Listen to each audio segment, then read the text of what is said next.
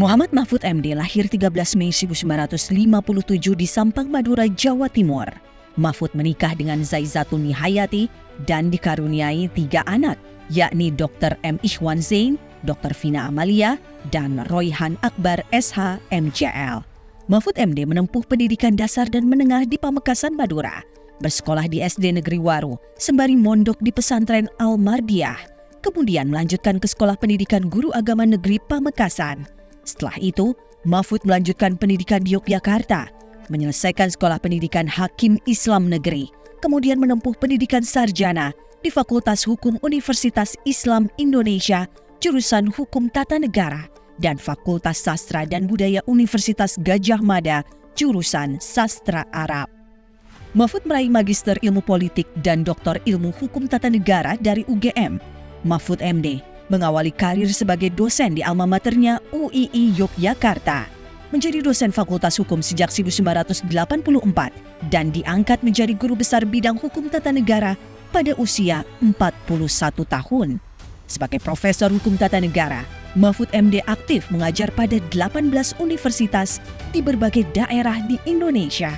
Mahfud telah menerbitkan banyak buku serta aktif menulis kolom di berbagai media massa. Mahfud pernah mengemban beberapa jabatan strategis, lengkap di 3 pilar, eksekutif, legislatif, dan yudikatif. Pada tahun 2000, Presiden Abdurrahman Wahid melantiknya sebagai Menteri Pertahanan dan kemudian sebagai Menteri Kehakiman dan HAM di Kabinet Persatuan Nasional.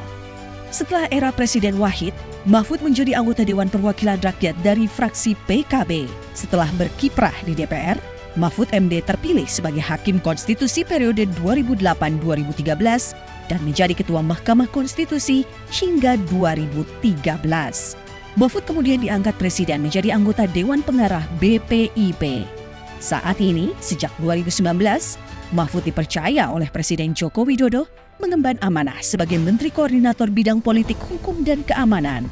Mahfud adalah Menko Polhukam pertama dari kalangan sipil.